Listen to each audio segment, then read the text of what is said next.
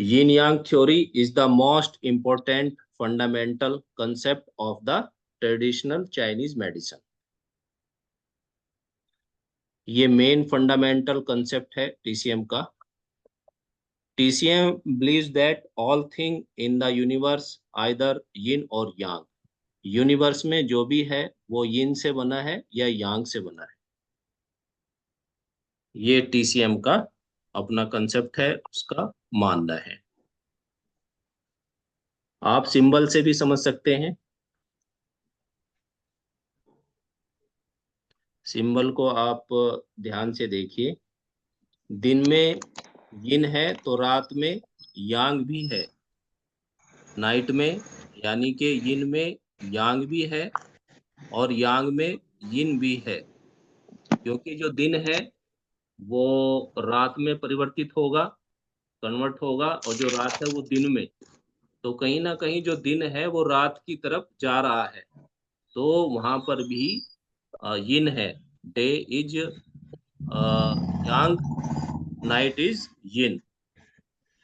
किसी की आवाज नहीं आनी चाहिए, अपने आप को म्यूट करें. विशेष ध्यान रखें इस बात का.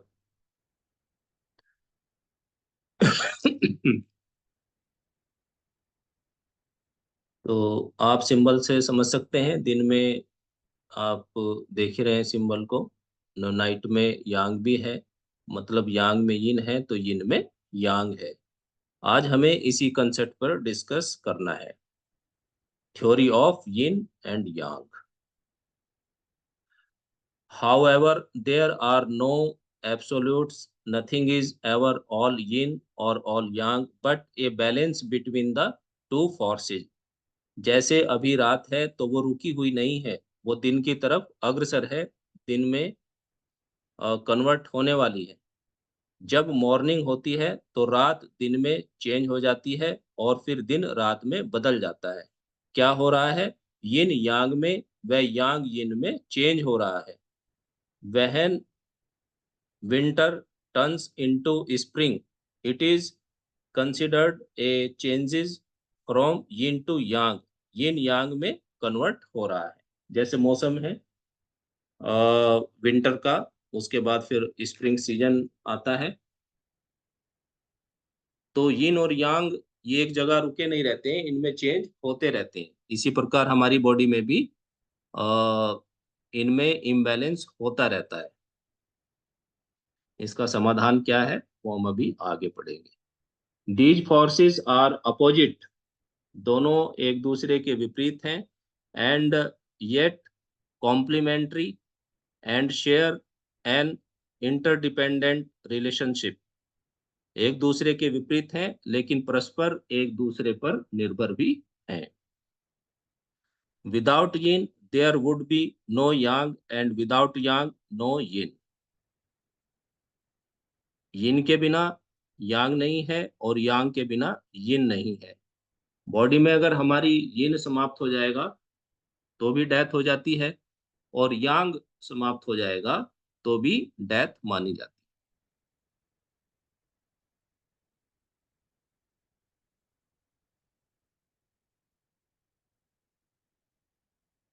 है. एक दूसरे पर निर्भर भी है ये यिन and Yang. yin and yang is one of the most fundamental concept in TCM. It is the fundamental of diagnosis. It is the foundation of diagnosis and treatment. ये नींव है डायग्नोसिस की और ट्रीटमेंट की. क्या कर रहे हैं हम? यिन और यांग को बैलेंस करते हैं टीसीएम में. तो ये नींव मानी जाती है, foundation of diagnosis and treatment. जब हम ट्रीटमेंट करते हैं, डायग्नोसिस करते हैं, तो हमें ये यिन यांग कंसेप्ट को यूज करना पड़ता है. जब कोई पेशेंट आपके पास आएगा तो हमें सबसे पहले यही देखना होता है कि ये यिन कॉन्स्टिट्यूशन का है या यांग कॉन्स्टिट्यूशन का है. किस प्रकार का पेशेंट है उसको हम फिर टारगेट करेंगे.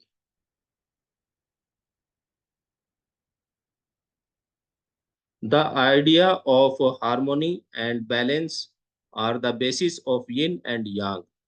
हम मानकर चलते हैं जो बैलेंस है यिन यांग का, ये मेन आइडिया है. यिन यांग को बैलेंस करना ही टीसीएम में ये मेन आइडिया है, मेन टॉपिक है डायग्नोसिस का एंड ट्रीटमेंट का। Each individual person is governed by the opposing but complementary forces of yin and yang is the central principles of all Chinese thoughts। यहाँ सब yin से yang में व yang से yin में चेंज हो रहा है। General example of yin and yang,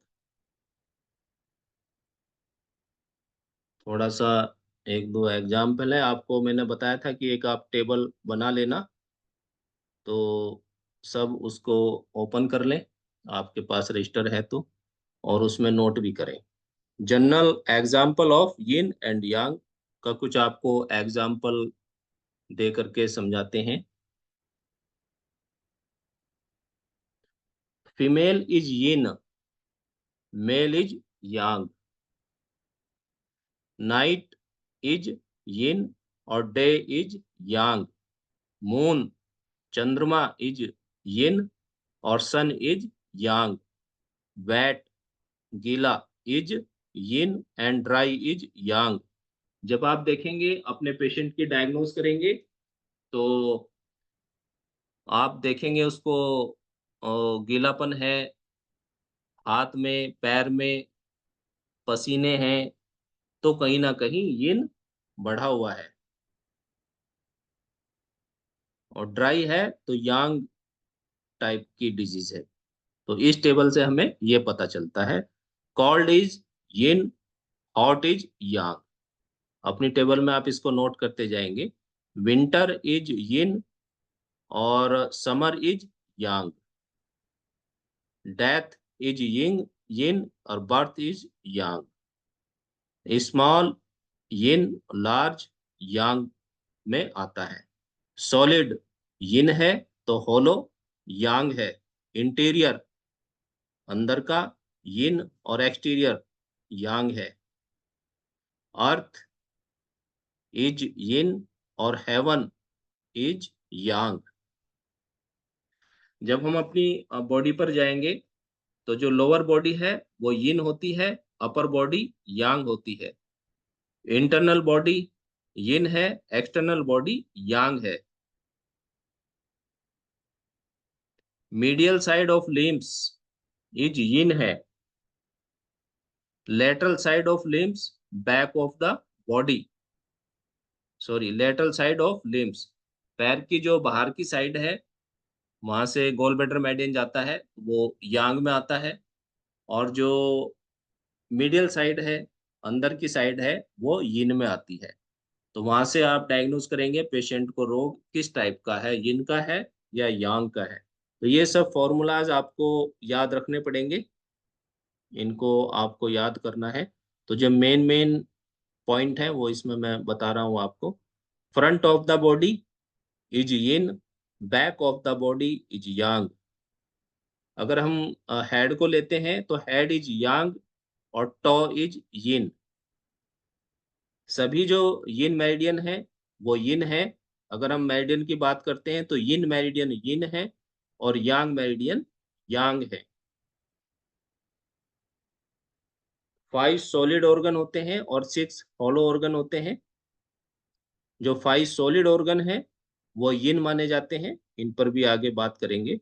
और जो 6 हॉलो ऑर्गन है उनको यांग माना जाता है। एनर्जी की इज यांग है, ब्लड इज यिन है। न्यूट्रिटिव की यिन है, डिफेंसिव की यांग है। स्प्लीन एंड किडनी और लीवर ये यिन ऑर्गन है।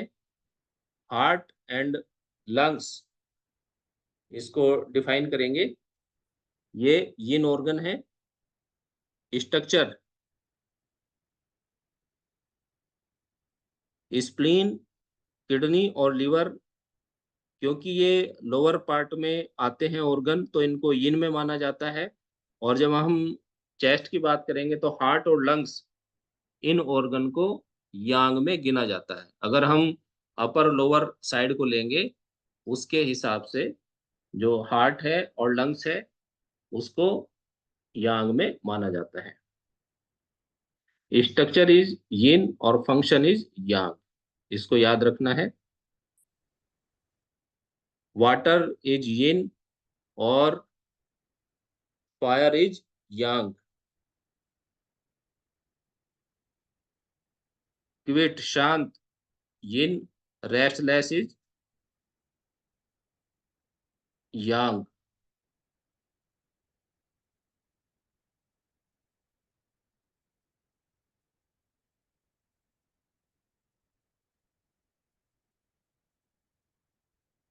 तो ये कुछ पॉइंट थे जो आपको टेबल बनानी है यिन और यांग की, इनको आपको अच्छे से याद करना है, ठीक है।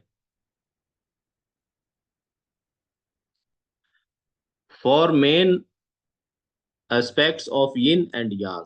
Yin and yang are opposites. They are either on the opposite ends of a cycle, like the season of the year or matter. This opposition is relative and can only be spoken of in relationship. For example, water is yin and steam is yang. जो पानी है, यिन और यांग ये change होते रहते हैं। जैसे water है तो वो यिन है, और जो स्टीम है उसमें से निकल रही है भाप, वो यांग है। लेकिन जब हम आइस की बात करेंगे, बर्फ की, तो वो यिन हो जाती है, और जो उससे प्राप्त हो रहा है लिक्विड वाटर, वो यांग माना जाता है। इनको आप अच्छे से स्टडी करेंगे, सुनते रहेंगे वीडियो को बार बार, और जैसे ही हम आगे बढ़ते जाएंगे तो जो पीछे वाला कंसेप्ट है वो धीरे धीरे समझ में आ जाता है। तो जितना आप यिन यांग को समझ सकें उसको कोशिश करें समझने की, और एक एक्सपर्ट थेरेपिस्ट बनने की कोशिश करें, क्योंकि ये बिल्कुल बेस है टीसीएम का, यिन और यांग। तो यिन और यांग अपोजिट फोर्सेस हैं। यिन और यांग कभी बैलेंस नहीं हो सकते, वो कन्वर्ट होते रहते हैं, यिन से यांग में और यांग से यिन में।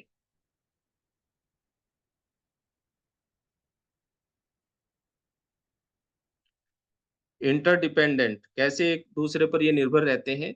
यिन and yang symbol shows the relationship of yin and yang and illustrates interdependence on yin and yang. Nothing is totally yin or totally yang. आप देखेंगे सिंबल में, यिन में यांग भी है, और ये यांग है। डे जो लाइट है वो यांग है, जो डार्क है वो यिन है। तो इसमें भी कहीं ना कहीं यिन है। तो यिन के बिना यांग नहीं है, और यांग के बिना यिन नहीं है। इसी प्रकार जब हम बॉडी पे जाएंगे, वो भी अभी आगे आ जाएगा इसमें, तो हर ऑर्गन का अपना एक फंक्शन भी होता है। फंक्शन इज यिन, और सॉरी, जो स्ट्रक्चर होता है हर ऑर्गन का अपना, वो उसका यिन है, और जो फंक्शन होता है, उसका कार्य होता है ऑर्गन का, वो फंक्शन होता है, यांग होता है। तो फंक्शन इज यांग और स्ट्रक्चर इज यिन। तो दोनों एक दूसरे पर डिपेंड होते हैं।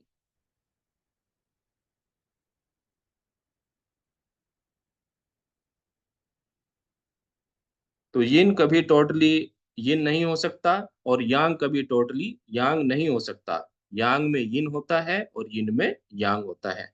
जैसे दिन में कहीं ना कहीं यिन भी है, तभी दिन यांग रात दिन यांग रात यिन में कन्वर्ट हो जाता है, और रात दिन में कन्वर्ट हो जाती है। इस प्रकार हम कह सकते हैं कि यिन के अंदर यांग का सीड होता है, और यांग के अंदर यिन का सीड होता है, बीज होता है।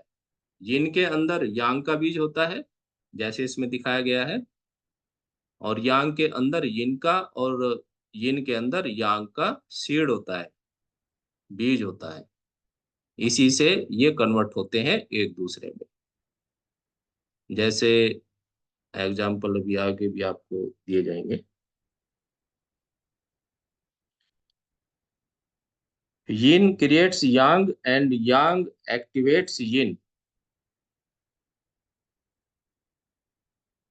तो four main aspects of yin, उसमें फर्स्ट सेकंड पे हम बात कर चुके। Third consumption of yin and yang, relative levels of yin and yang are continuously changes. When yin or yang are out of balance, they affect each other. जब यिन बढ़ जाएगा body में तो वो इफेक्ट डालेगा यांग पर, और जब यांग बढ़ जाएगा तो वो कंज्यूम कर लेगा यिन को। तो यिन क्या है, बॉडी में ठंडक बढ़ी तो उसने गर्मी को कंज्यूम कर लिया, गर्मी को कम कर दिया। ठीक है ना, तो आपको यिन की डिजीज हो जाएगी। यिन इज कॉल्ड, आपके शरीर में ठंडक होगी, कपकपी होगी, आपका जो फंक्शन है वो शांत हो जाएगा। ठीक है, क्योंकि यांग इज फंक्शन, आपके फंक्शन कम हो जाएंगे बॉडी के, कोई भी फंक्शन है, आपकी एक्टिविटी है वो कम होने लगेगी। तो ये है कि आपकी जो प्रॉब्लम है वो यिन टाइप की है। ठीक है, और जब यांग बढ़ेगा, यांग डोमिनेट होगा बॉडी में, तो वो यिन को कंज्यूम कर लेगा। यांग से आप हाइपर हो जाएंगे, जैसे बच्चा हाइपर हो जाता है, यांग टाइप का होता है। तो हीट हो जाएगी बॉडी में, बीपी हाई हो सकता है, आपके हाथ पैर गर्म लगेंगे, आप सिकाई करेंगे तो आपकी प्रॉब्लम बढ़ेगी नी की। और यिन ज्यादा है बॉडी में तो सिकाई से उसको आराम मिलेगा पेशेंट को। तो आप समझ सकते हैं कि बॉडी में यिन एक्सेस है या यांग एक्सेस है। तो इसको आप ध्यान से सुनते रहिए, धीरे धीरे समझ में आ जाता है।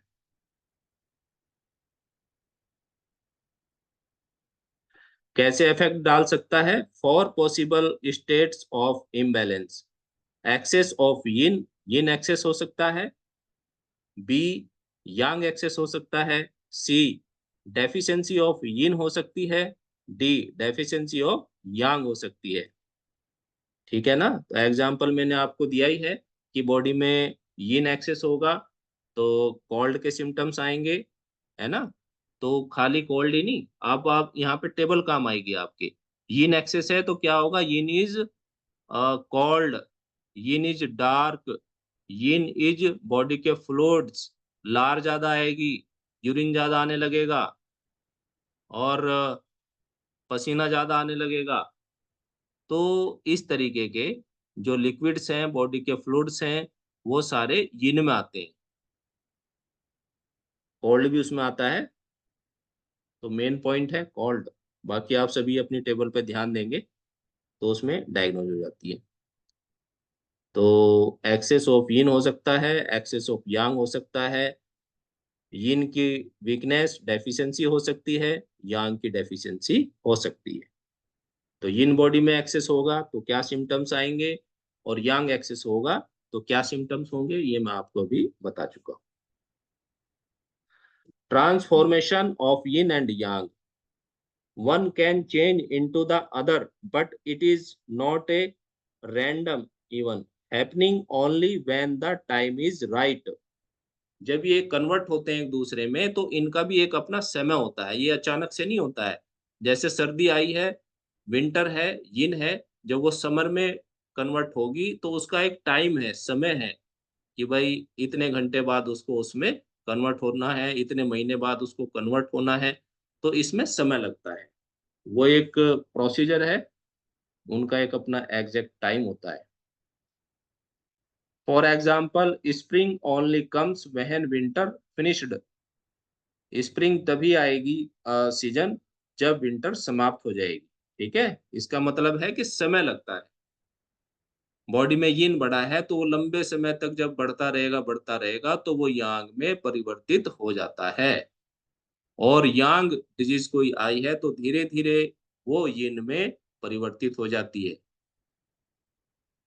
तो हमें देखना है कि एक्यूट प्रॉब्लम है या क्रोनिक प्रॉब्लम है। Acute is Yang, chronic is यिन।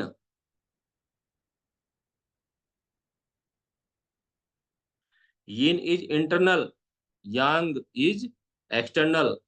पहले जो डिजीज आती है वो एक्सटर्नल एक्सटर्नल लेवल पर आती है, उसको सही तरीके से ट्रीटमेंट नहीं मिलेगा तो वो इंटरनल ऑर्गन्स में प्रवेश कर जाती है। इसलिए उसको यिन बोला जाता है कि प्रॉब्लम यिन हो चुकी है, क्रॉनिक हो चुकी है, तो उसमें ठीक होने में भी समय लगता है। जब इस कंसेप्ट को बॉडी पर हम अप्लाई करेंगे तो each organ in the body जब हम ये कंसेप्ट जो आपने पढ़ा आज, इसको जब हम अप्लाई करेंगे बॉडी पर, तो each organ in the body has an element. अपना हर ऑर्गन का, जो बॉडी में हमारे ऑर्गन है उनका अपना एक एलिमेंट होता है ऑफ यिन एंड यांग। जैसे यांग मेटल, यिन मेटल। यिन मेटल क्या होता है और यांग मेटल क्या होता है? बताइए, कौन बताएगा? यांग लार्ज इंटेस्टाइन मेटल और यिन लंग्स। Very good. ओके। हाँ, तो इसी प्रकार each organ in the body has an element of yin and यांग। जैसे लीवर एक यिन ऑर्गन है, लेकिन उसके कार्य फंक्शन यांग है। ठीक है ना? लीवर उसका अपना एक स्ट्रक्चर है, वो यिन ऑर्गन है, लेकिन उसके जो कार्य होते हैं वो फंक्शन यांग है, जिसको गॉल ब्लैडर कंट्रोल करता है। किडनी यिन ऑर्गन है, लेकिन जो उसके कार्य है, फंक्शन है, फिल्टर करेगा ब्लड को, और तो वो क्या है? यांग है। हमारे ऑर्गन्स ठीक हैं तो यिन एंड यांग भी बैलेंस रहते हैं। अगर हमारे ऑर्गन्स अभी ठीक होंगे तो जो हमारा यिन और यांग है वो बैलेंस रहेंगे। ठीक है? तो ऑर्गन्स में प्रॉब्लम आई तो यिन और यांग में भी प्रॉब्लम आ जाएगी, हमें डिजीज होगी। तो हम बैलेंस करेंगे डायग्नोस करके यिन और यांग को, तो हम ईज हो जाते हैं, ठीक हो जाते हैं, सहज महसूस करते हैं अपने आप को। It is important to note that the body is not always in an exact balance of yin and yang। जैसे हम स्वस्थ हैं तो गुस्सा आ जाएगा, स्वस्थ व्यक्ति भी है तो उसमें भी ये यिन और यांग घटता बढ़ता रहता है। अब आप शांत हैं और अपने घर में हैं और हेल्दी हैं, कोई प्रॉब्लम नहीं है आपकी बॉडी में, तो एकदम से गुस्सा आया, क्या हुआ? गुस्सा आया तो यांग एक्सेस हो गया है, यांग डोमिनेट हो गया है। ठीक है ना? यांग हावी हो गया है। फिर आप थोड़ी देर में शांत होने की कोशिश करते हैं, तो वो लेवल होता है यांग का, कोई 5 मिनट में शांत हो जाता है, कोई 10 मिनट में शांत हो जाता है, कोई 2 घंटे में, कोई काफी समय भी ले लेता है। लेकिन उसके बाद वो शांत महसूस करता है अपने आप को। वहां पे यिन डोमिनेट हो गया है, यिन हावी हो गया है। ठीक है ना? तो इस प्रकार यिन और यांग कन्वर्ट होते रहते हैं। आपने देखा होगा कभी आपका मूड अलग है, कभी थोड़ी देर बाद अलग हो जाता है ना? इस प्रकार से हमारी बॉडी में यिन यांग कन्वर्ट होते रहते हैं। तो क्या होगा बॉडी में? यांग बढ़ जाए तो यिन को डैमेज करेगा, यांग के सिम्टम्स आएंगे। क्या सिम्टम्स आएंगे? यांग के फंक्शन बढ़ जाएगा, है ना? हॉटनेस हो सकती है बॉडी में, हॉट बढ़ जाएगी। और आप टेबल को देखेंगे,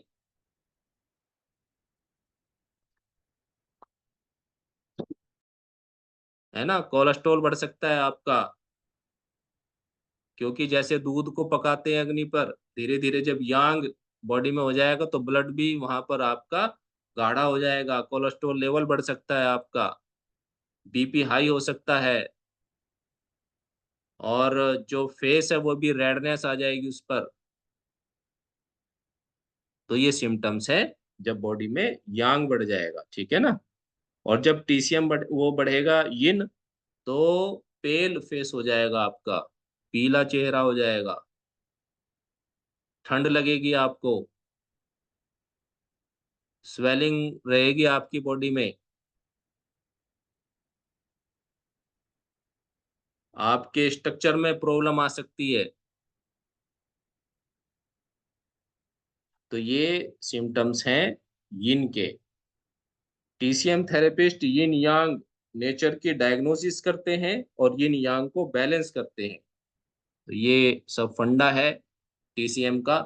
डायग्नोज करके, डायग्नोज इज फर्स्ट, और सेकंड ट्रीटमेंट। पहले आप डायग्नोज करेंगे, फिर पेशेंट का ट्रीटमेंट करेंगे। ठीक है?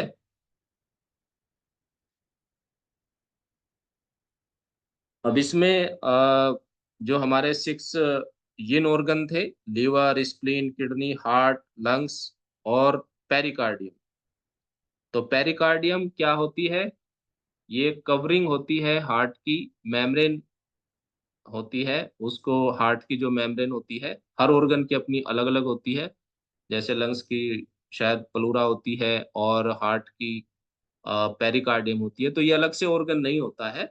तो इसलिए 5 कहीं पे क्वेश्चन आ सकता है कि कितने यिन ऑर्गन होते हैं, तो 5 यिन ऑर्गन बोला जाता है। और पेरिकार्डियम को गिनेंगे तो 6 माना जाएगा। ये सब यिन ऑर्गन होते हैं। यिन ऑर्गन क्या करते हैं? की को स्टोर करके रखते हैं, जिनको जैंग, ZANG, जैंग ऑर्गन भी बोला जाता है। फू ऑर्गन, यांग ऑर्गन को बोला जाता है, जिसमें gall bladder, stomach, large intestine, UB और स्मॉल इंटेस्टाइन और ट्रिपल वार्मर। ठीक है, ये 6 यांग ऑर्गन है। ट्रिपल वार्मर भी कोई ऑर्गन नहीं है, लेकिन ये कंट्रोल करता है अपर वार्मर को, मिडल वार्मर को, लोअर वार्मर को। अपर वार्मर में अपर ऑर्गन आते हैं, मिडल ऑर्गन मिडल वार्मर में आते हैं, लोअर ऑर्गन लोअर वार्मर में आते हैं। तो इन ऑर्गन के पास, ओ सॉरी, जो यांग ऑर्गन है, इनके पास जो फूड आता है उससे की बनाते हैं, और यिन ऑर्गन को दे देते हैं, यिन उसको स्टोर करता है। इसलिए इनको होलो ऑर्गन भी बोला जाता है। और यिन को सॉलिड ऑर्गन बोला जाता है। उसमें एनर्जी होती है, उसमें बॉडी के विटामिन्स, एंजाइम्स, फ्लूइड्स होते हैं। लेकिन जो ये होते हैं यांग ऑर्गन, इनको होलो ऑर्गन बोला जाता है। ये अपना कार्य करते हैं और फिर खाली हो जाते हैं, वेस्टेज को आगे सप्लाई करते रहते हैं। कुछ एक्स्ट्रा ऑर्डिनरी यांग ऑर्गन होते हैं, जैसे गॉल ब्लैडर भी इसमें माना जाता है, होलो ऑर्गन में भी माना जाता है, और एक्स्ट्रा ऑर्डिनरी ऑर्गन में माना जाता है। ब्रेन हो गया, मैरो, बोन्स, विसल्स और यूट्रेस, ये एक्स्ट्रा ऑर्डिनरी ऑर्गन माने जाते हैं। ये भी टेटाइज में आपको इसी में मिल जाएंगे आगे। गॉल ब्लैडर एक ऐसा ऑर्गन है जिसको फूड की आवश्यकता नहीं पड़ती है। वह लीवर से प्राप्त बाइल, पित्त को स्टोर करता है। गॉल ब्लैडर का फूड की से डायरेक्ट संबंध नहीं है, इसलिए इसको yang organ and extra ordinary organ भी माना जाता है। दोनों में इसको गिना जाता है। बाकी सभी जितने भी यांग ऑर्गन है, ऑर्डिनरी ऑर्गन है किसी ना किसी, जैसे यूट्रस है, ब्रेन है, बॉन्स है, मैरो है, ये किसी ना किसी रूप से किसी ना किसी ऑर्गन पे डिपेंड होते हैं, ऑर्गन से एनर्जी प्राप्त करते हैं, इसलिए इनको एक्स्ट्रा ऑर्डिनरी ऑर्गन माना जाता है। तो 5 जैंग यानी कि यिन ऑर्गन, और 6 फू ऑर्गन यानी कि यांग ऑर्गन होते हैं। ठीक है, तो कुछ आप लोगों के थोड़ा समझ में आया होगा कि मैं आपको क्या बताना चाह रहा हूँ यिन और यांग में। आप लोगों तक बात पहुंची होगी। बाकी इसको आप कई कई बार सुनेंगे और पढ़ेंगे तो समझ में आ जाता है, यिन और यांग। जैसे यिन एक्सेस हुआ तो यांग को कंज्यूम कर लिया इसने,